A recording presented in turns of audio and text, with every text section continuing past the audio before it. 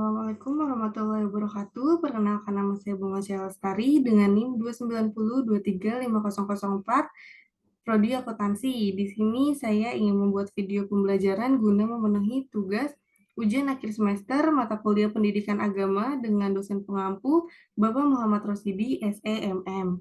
Di sini saya akan menjelaskan mengenai makna atau kandungan dari surat Al-Hasr ayat 18 sampai dengan 24.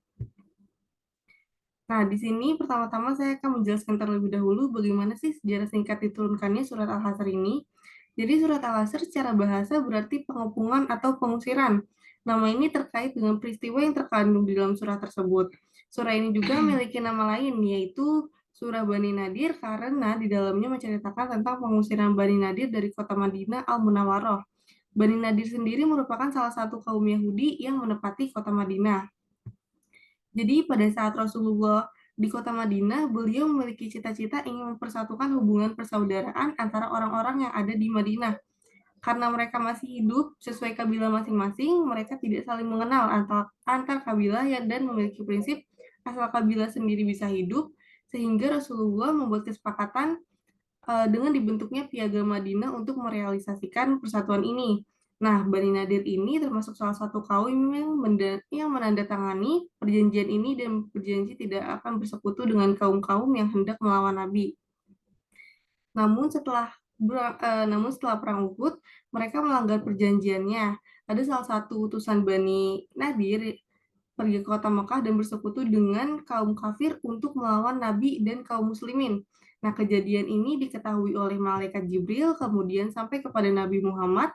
Namun sikap Nabi Muhammad setelah mengetahui rencana-rencana mereka adalah tetap diam selama 10 hari.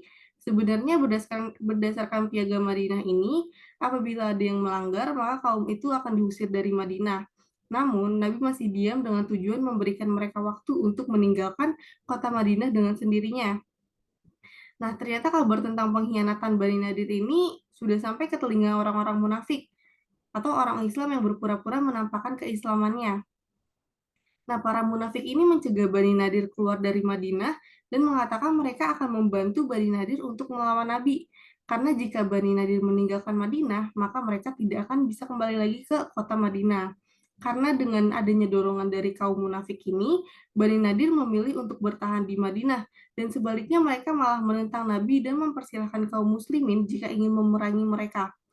Mereka berani menawarkan perang kepada kaum muslimin karena mereka yakin orang-orang munafik akan menolong mereka. Akhirnya, Rasulullah memerintahkan kaum muslimin untuk mengepung benteng pertahanan Bani Nadir. Akan tetapi kejadian ini tidak menimbulkan perang antara kaum muslimin dan Bani Nadir. Rasulullah memberikan wahyu langsung untuk menghancurkan rumah-rumah Bani Nadir dengan tujuan agar mereka jerak.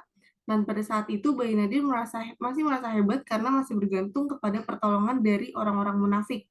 Akan tetapi pertolongan nggak datang-datang nih, sedangkan rombongan Nabi telah sampai di depan benteng mereka. Setelah itu Bani Nadir menyerah karena situasi mereka sangat terjepit, mereka memilih untuk pergi dan meminta supaya tidak ada peperangan.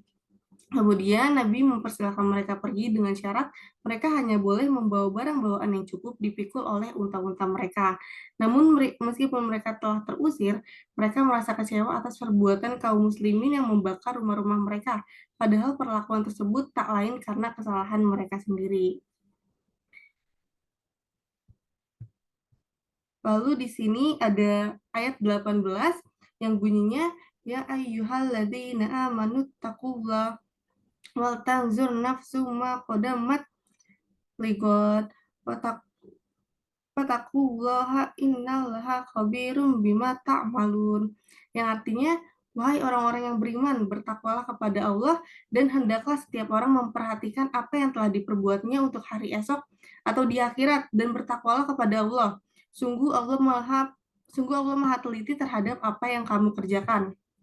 Nah, dalam Quran surat Al-Hasyr ayat 18 ini menjelaskan bahwa hendaknya setiap manusia memperhatikan apa yang ia perbuat untuk hari esok, yaitu hidup setelah kematian atau di akhirat nanti. Karena kaum muslimin dihimbau berbuat kebaikan atas dasar iman serta ditopang dengan ilmu dan hati yang ikhlas dan mengharap ridho Allah Subhanahu wa taala. Lalu selanjutnya ada ayat 19 yang bunyinya wala takunu wala takunu kalladzina nasullaha fa'ansahum anfusahum ulaika humul fasikun. Yang artinya, dan janganlah kamu seperti orang-orang yang lupa kepada Allah, lalu Allah menjadikan mereka lupa kepada mereka sendiri. Mereka itulah orang-orang yang fasik. Maksud dari ayat ini adalah, janganlah kalian seperti orang-orang yang lupa kepada Allah dengan meninggalkan perbuatan taat kepada perintah-perintahnya dan menjauhi larangan-larangannya.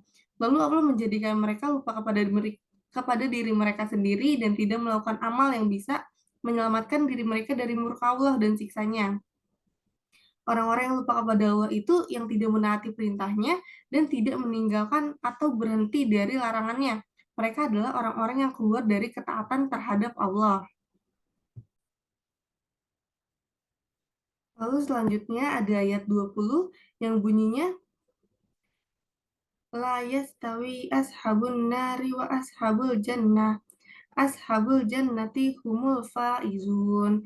Yang artinya tidaklah sama penghuni-penghuni neraka dengan penghuni-penghuni jannah, atau penghuni-penghuni jannah itulah orang-orang yang beruntung. Maksud dari ayat ini adalah, bagi Allah pada hari kiamat tidak ada kesamaan sama sekali antara penghuni neraka yang sedikit amal baiknya dengan penghuni surga yang melaksanakan perintah dan kewajiban mereka. Jadi tidaklah sama para penghuni neraka dan para penghuni surga, justru mereka berbeda terkait balasan yang mereka terima. Sebagaimana berbedanya perbuatan mereka di dunia. Para penghuni surga adalah orang-orang yang menang karena mereka memperoleh apa yang mereka cari dan selamat dari apa yang mereka hindari. Bagi Allah pada hari kiamat tidak ada kesamaan sama sekali antara penghuni neraka yang sedikit dengan penghuni surga yang melaksanakan perintah dan kewajiban mereka.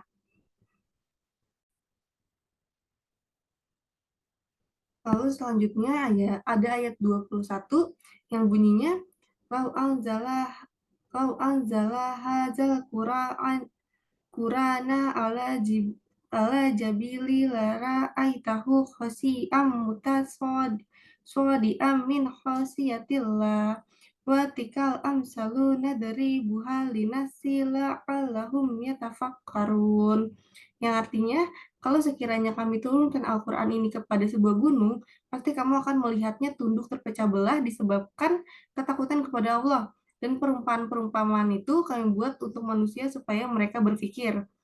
Maksud dari ayat tersebut adalah, gunung yang keras dan kokoh bisa terpecah karena sangat takut kepada Allah Subhanahu wa taala dan takut ketika tidak melaksanakan hak Allah dalam mengagungkan Al-Qur'an. Sedangkan orang kafir justru meremehkan dan berpaling dari pelajaran hukum-hukum dalam Al-Qur'an seolah-olah mereka tidak mendengarnya.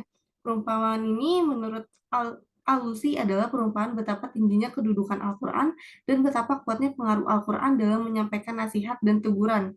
Hal ini dimaksudkan untuk memperingatkan manusia yang hatinya gelap dan sedikit sekali penghayatan ketika membaca Al-Quran.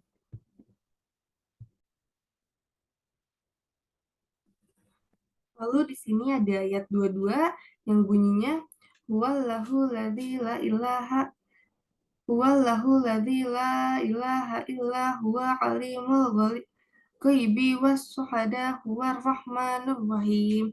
Yang artinya, Dialah Allah yang tiada Tuhan selain Dia, yang mengetahui yang gaib dan yang nyata. Dialah yang Maha Pemurah lagi Maha Penyayang. Nah, maksud dari ayat ini adalah, Dialah Allah yang tidak ada Tuhan yang berhak disembah kecuali Dia. Tidak ada Tuhan selain Allah yang Maha tahu atas segala yang gaib, isi hati dan segala yang terlihat. Maka Allah tahu atas segala yang berwujud materi maupun tidak. Kemahatauan Allah meliputi segala yang gaib maupun yang tampak. Yang maha luas sifat pengasihnya kepada para hambanya, Maha Pengasih selamanya. Lalu ada ayat 23 yang bunyinya, Huwallahul ladzi la ilaha illa huwal malikul qudusus salamul mu'minul muhaiminul azizul jabarul mutakabbir subhanallahi amma yusrikun. Yang artinya, Dialah Allah yang tiada Tuhan selain Dia, Raja yang Maha Suci, yang Maha Sejahtera, yang mengaruniakan keamanan, yang Maha Memelihara, yang Maha Perkasa, yang Maha Kuasa, yang memiliki segala keagungan, Maha Suci Allah dari apa yang mereka persekutukan. Nah, maksud dari ayat ini adalah, kemudian untuk kedua kalinya Allah menegaskan bahwa Allah yang tiada ada sesembahan yang berhak diibadahi dengan benar kecuali hanya Dia, tidak ada selainnya. Dan Allah dan Allah mementingkan dan perhatian dalam permasalahan tauhid. Allah mengabarkan bahwa Dia adalah Raja yang tidak akan hilang kerajaannya. Dia yang menguasai atas perintah dan larangan bagi makhluknya. Dialah Raja yang bagi makhluk Dialah Raja yang bagi makhluk wajib taat di bawah kerajaannya. Dia yang suci dari segala keburukan dan disucikan dari segala kekurangan. Lalu di ayat terakhir, ayat 24 berbunyi, Wallahul khali'ul bari'ul musawwir lahul asma'ul husna yusabbihu lahu ma fis samawati wal ardi wa huwal azizul hakim. Yang artinya, dialah Allah yang menciptakan, yang mengadakan, yang membentuk rupa, yang mempunyai asmaul husna, bertasbih kepadanya apa yang ada di langit dan bumi. Dan dialah yang maha perkasa lagi maha bijaksana. Nah, maksud dari ayat ini adalah Allah mengabarkan bahwa Dia Tuhan yang menciptakan segala sesuatu. Dialah yang mengadakan dengan mewujudkan sesuatu yang baru, yang ada tanpa ketiadaan, yang membentuk segala makhluk atas apa yang dikehendakinya, yang memiliki nama dan sifat yang mulia. Allah disucikan dari sifat yang lemah dan kurang atas segala sesuatunya. Karena Dia yang maha kuat, tidak ada sesuatu yang mengalahkan, yang maha menghakimi atas segala urusan yang Dia kerjakan. Segitu saja penjelasan dari saya. Kurang lebihnya mohon maaf. Wassalamualaikum warahmatullahi wabarakatuh.